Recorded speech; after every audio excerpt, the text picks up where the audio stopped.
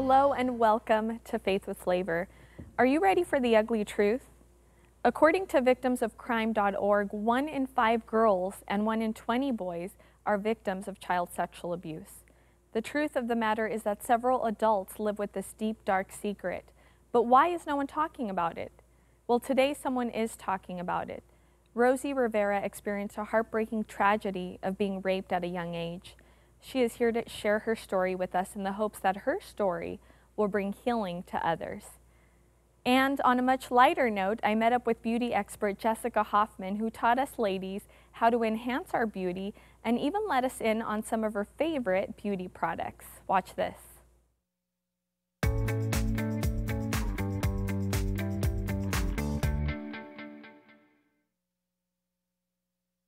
Hey guys, so today I'm here with beauty expert Jessica Hoffman, and she's going to give us tips on how to look our best, so stay tuned. Okay, so Jessica, what is your go-to look for an everyday?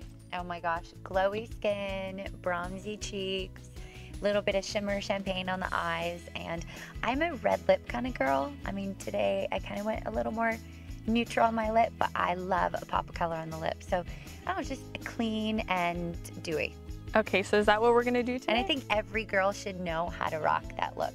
Yeah, I'm gonna take your look, you do your makeup beautifully. I'm just gonna polish you up a little bit and perfect what you've already done. And you know, a lot of times you do your makeup the same way over and over again, even I do. So it's good to get input from a professional on what they would do different. Definitely, especially me. You know, I really struggle with oily skin, Jessica, so I need all the tips I can get to stay nice and fresh and matte. Right. Well, we are going to begin with a makeup setting spray by Urban Decay, my go-to, oil-free, and it's basically like hairspray for your makeup kind of thing. So close your eyes, tilt your chin up a little bit, 1, 2, 3. I actually love to apply it before I do the makeup and then after. Another thing, if you are oily, like you said you are, I spray it directly into the beauty blender. Okay. You want to get the beauty blender damp. I love this thing. Have you tried that? Yes, they're so popular nowadays. I mean, who doesn't have one, right? I love to apply liquid foundation, cream cheek color, and let's begin with foundation actually. And I'm going to use an oil-free mattifying velvet finish complexion by my friends over at Frankie Rose Cosmetics. Cool. And we color matched you before. You were an oatmeal blonde girlfriend. I'm actually just going to begin to kind of roll the beauty blender onto the skin. And I know we were talking earlier that you don't want to put any liquid on your face, you know, because if you're oily, you feel putting liquid or cream, it'll just melt right off. But if you have the right product with a waterproof formulation, using the setting spray, you're going to be able to get a lot more pigment and control, and your makeup will stay on longer if you use the right cream. When it comes to applying makeup, what kind of tips can you give us? Take your time, blend, blend, blend. You know, when I do makeup on a client, I sometimes can take 30, 40 minutes, an hour. Longer sometimes for my clients that are going on TV. I want to make sure everything is perfect. But when I do my makeup, it's usually at like 2 red lights.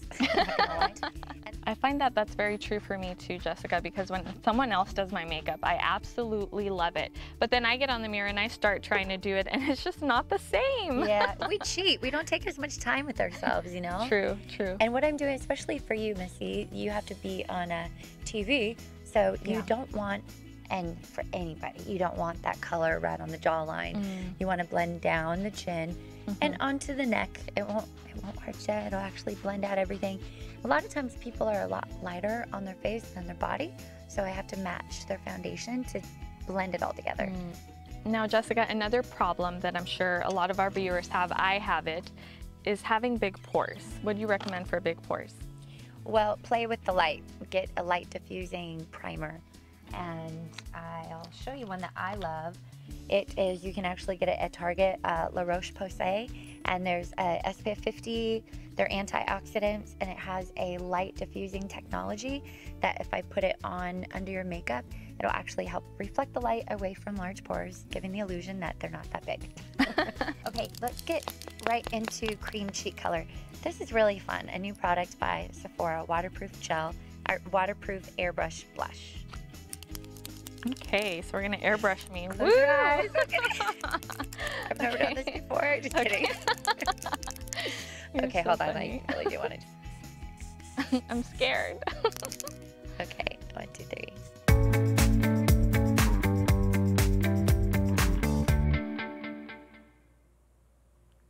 I hope you enjoyed that segment with Jessica Hoffman. Be sure to stay tuned to next week's episode of Faith with Flavor for part 2, where Jessica reveals her secrets to finding inner beauty.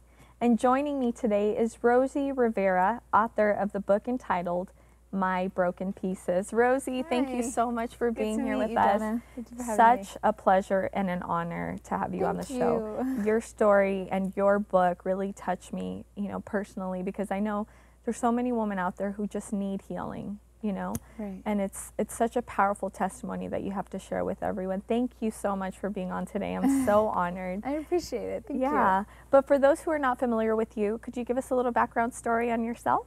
So I am the youngest of the Rivera family. I think people would know me as the youngest sister of Jenny Rivera. She passed away December 9th.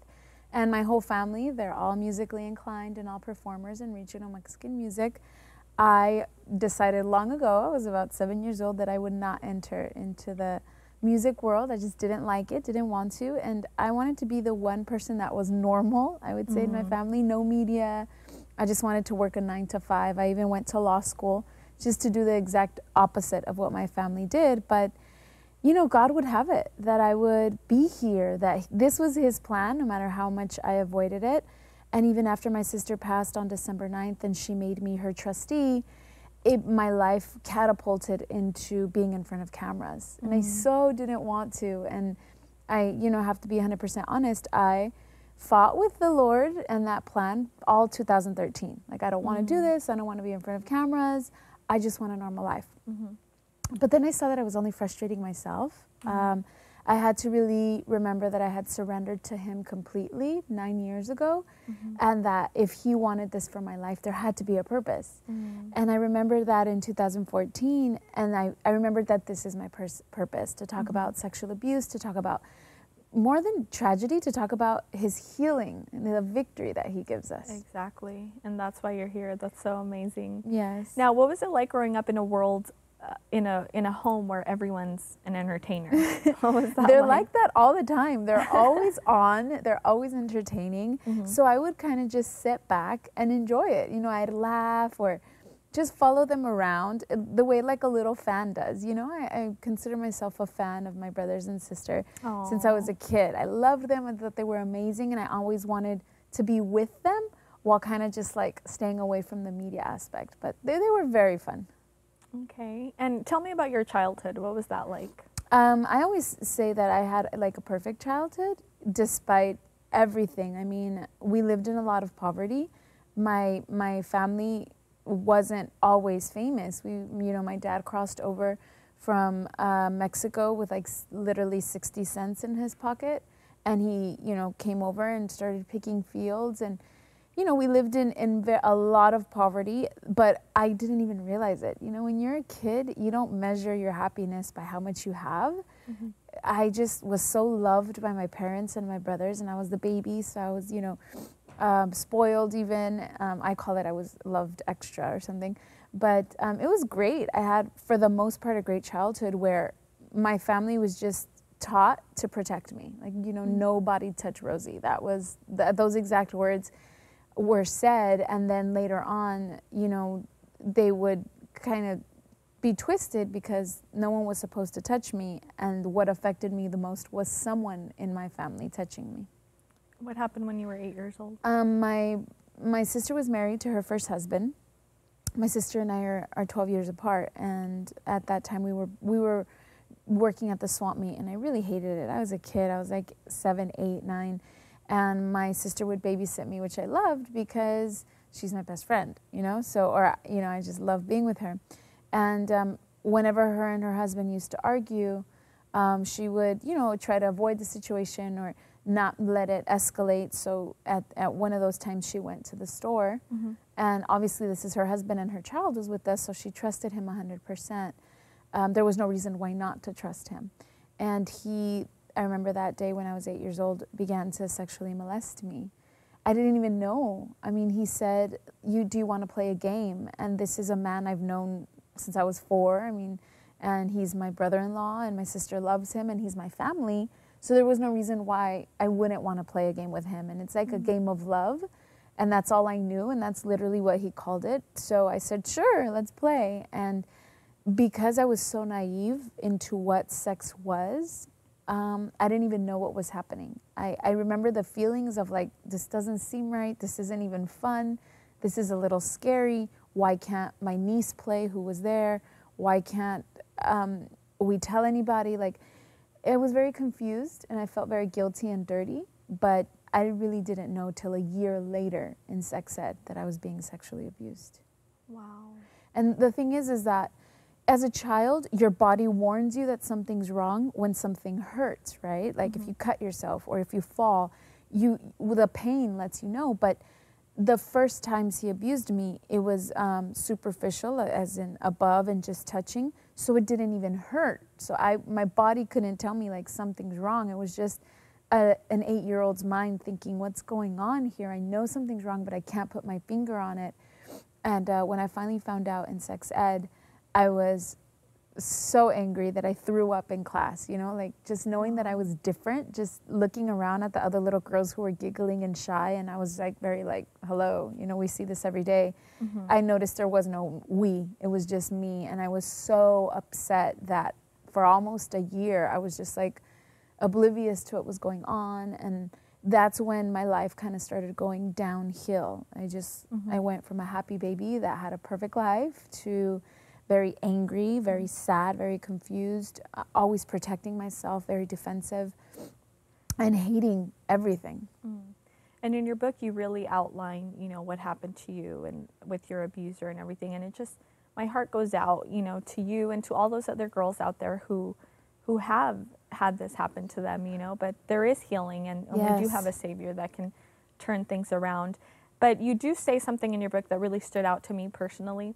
You talked about despising yourself more than your abuser. Why was that?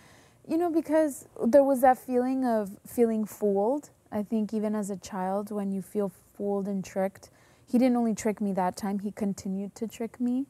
And that makes you upset because you start to think, I could have avoided this. And obviously you grow up and learn you couldn't have, you know, you were powerless. Why didn't you tell anybody that you were being abused? The first time I said no, and it started to hurt, he actually wanted to take it further. I began to scream and say no. And I remember I was 9 years old, and I remember the exact moment. He covered my mouth and threatened me and said, if you speak, I will kill your sister. And that terrified me. I didn't even, as a 9-year-old, I didn't even know if death could come, you know, that's how innocent I was. So it just terrified me. And I thought that her life was literally in my hands. So I said, okay, I can take this pain, I can take this situation.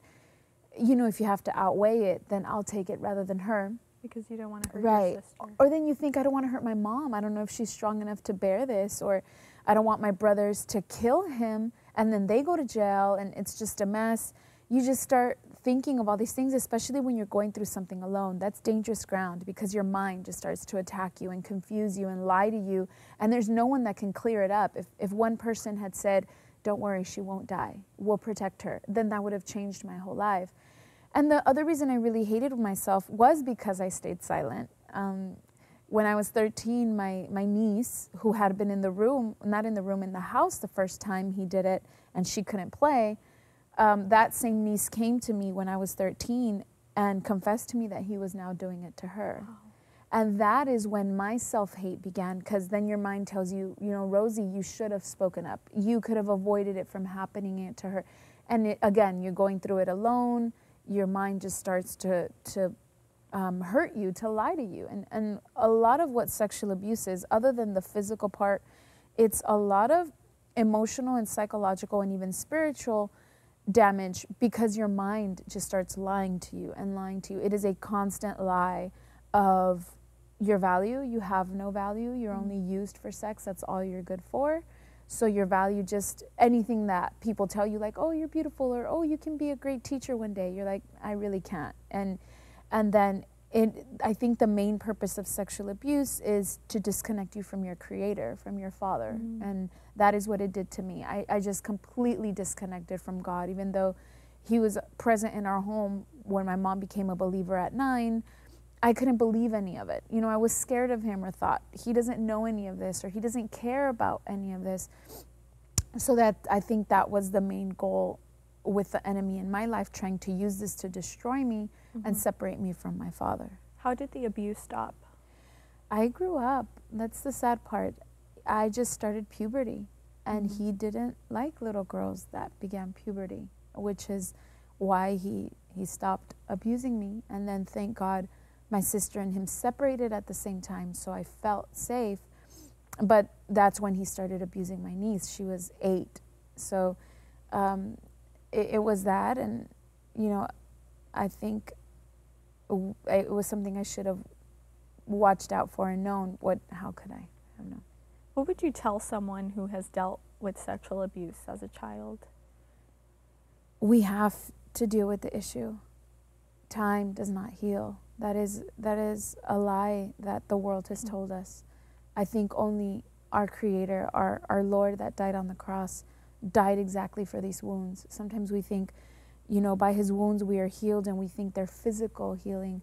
But I also believe that Christ died for our internal healing, and we have to trust him enough to go back to those places. And it's very painful and it's very hard, but in the right hands of a pastor, of a leader, of a Christian counselor, someone that can pray for you after you face these events, then healing will come. That's how it came for me. The Lord, in a great counseling session, took me back to that day where I said no and my voice was taken away. He took me back there, and I asked him, where were you, Lord?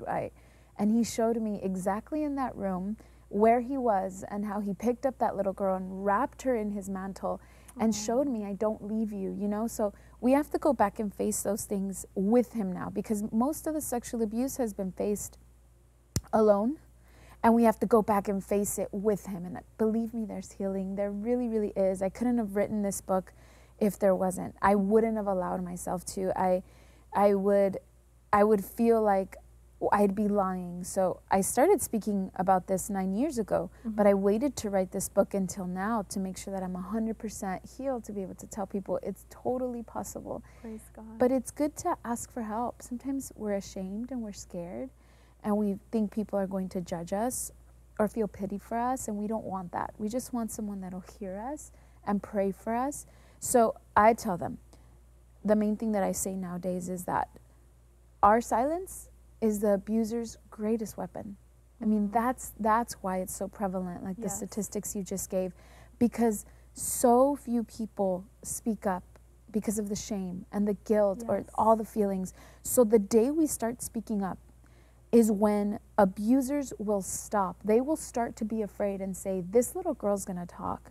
And this little girl's gonna make a report. She doesn't care if I'm her uncle, if I'm her grandpa even. It doesn't matter. You are worth more even than family ties. And that's really hard to say, because our family is so important in our culture. But if your grandfather, your uncle, your father is doing something incorrectly, the word lets us know that all those things must come to light, or they will come to light, and you are worth it. Some people I heard have say, I don't want to split up my family. And I tell them, you didn't. Their sin did. Exactly. Not you. So, and sadly, you know, most of the abusers are someone that's close to the child. Usually it is. It's very rare when it's a stranger on the street. And it's odd, because it happens like at family parties where everyone's busy, and then the child kind of disappears into a room. I've heard so many stories like that. I've heard stories where, you know, and even to me, and it happened while I was sleeping on the couch and my sister was in her room, and there's no one to blame. We can't sit here and say like, oh, my mom should have known. Don't cast any blame other than the person that committed the sin, and forgive them, because being angry will only separate you more from the Lord. But just really go through the process of forgiving them, yourself, and really facing the issue. Believe me, it may be a process of pain, but it's so worth it at the end. I mean, I suffered for 18 years with this pain, this anger, this bitterness. I was such a, how could you say, like in a prison for 18 years. And I gave my life to the Lord, and I just surrendered to him. And it was like 3 months, 3 months that it took of him just cleansing me and healing me. I saw this abuser again finally and felt no anger and no resentment, no vengeance. I was just completely healed. So 3 months in comparison to 18 years is nothing, rather than just holding in that pain and that silence. And in your book, you really go through forgiveness and all of that. You know, I really encourage you, if you're watching right now and you have dealt with abuse of your own, to check out her book, and it will bring healing into your life. But you talk about 3 specific instances that happened when you were 16 that really changed your life. Could you tell us about those? I thank the Lord so much for those 3 things. I could tell that God was in it. You know, I was avoiding God, but he wasn't avoiding me. There was a situation, sadly, in our church where my mother was attending, that something happened. Someone was abusing a teenage young lady, and she spoke up. And I was watching everyone's reaction. I said, depending on how they react to her, then I'll know how they're going to react to me. And everyone in my family just defended her, loved her, gave her support. And I said, okay, then, you know, they didn't question her or say it's your fault. And she was a teen, right? So they you know, none of that came up other than this person is wrong and we're going to report him and we're going to take care of you. And I said, that's the great answer. Maybe my family will understand.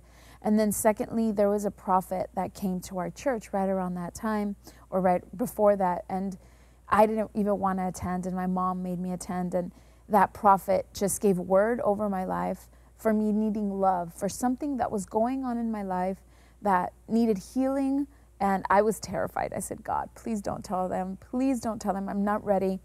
But that gave me, those steps gave me that courage to say, okay, if God's watching, just maybe he'll help me tell my sister. And then the third thing that happened that helped me was that the person that abused me threatened my sister to take away her children. So I said, I can't let this happen. I must speak up now out of necessity. And when I spoke up, I just decided it one day, today's the day. And I remember saying those words, okay, today's the day. I don't even have a plan. I don't know how I'm going to do it. But I did, and I walked up to my sister, and I didn't even have to say a word. Like, God is so good, because I was so in chains. My voice had been ripped out so completely by the enemy that I couldn't even say or write the words sex or molestation, rape, abuse. I really couldn't. That's why this book is a miracle to me, because I just couldn't even imagine writing it. And I didn't know how I was going to tell her, so I just sat in front of her the way I am with you. And she just looked at me and said, you have to tell me something. And that was it. That just started a series of questions. Wow. I think because she remembered the prophet. And it was just in her mind, like, something's happening to my little sister and I should ask her. And that's something that I encourage from people. Begin a relationship with people around your life, a communication relationship. That's not only about sex and drugs, but that's about their day-to-day, so that they know that they're loved. I mean, I went to my sister because I knew she loved me, and I knew she'd stand with me no matter what was going to come out of my mouth. So the question that she asked that changed my life was, is someone hurting you? Because that allows you to say yes. You know, it doesn't cast any blame. It's less scary. And then she said, okay, can I guess? And she just started asking questions. And I know my sister really had no idea that it was her husband, because she named everyone before him. She didn't even name him. It wasn't even a thought in her mind until I just let her know it was someone very close to her. Then she knew. And what was your family's response? My sister let out the largest cry I've ever heard. We have a business. So her cry was so loud that across the street from the business was my father's business, and my mom heard the cry. And it's a very busy street. And because my sister was 8 months pregnant, everyone worried, and everyone rushed over, and everyone was there. My family was either working at one of their 2 businesses. They immediately gave me support. My sister immediately believed me. After her pain ceased for a little bit and she stopped, you know, screaming and crying, you know, she immediately embraced me and said, you know, that she would be there for me. And my mother did too. They didn't question me. Praise God. They didn't you know, I'm sure they had questions. I'm sure they had the whys that everyone has. I'm sure they had, why didn't you tell us sooner? How were you able to find your self-worth?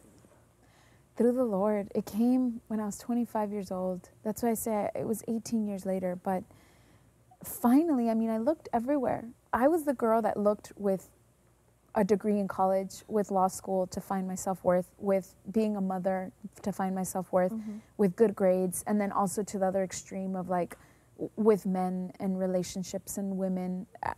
Somewhere in between, I just wanted to see who really was Rosie.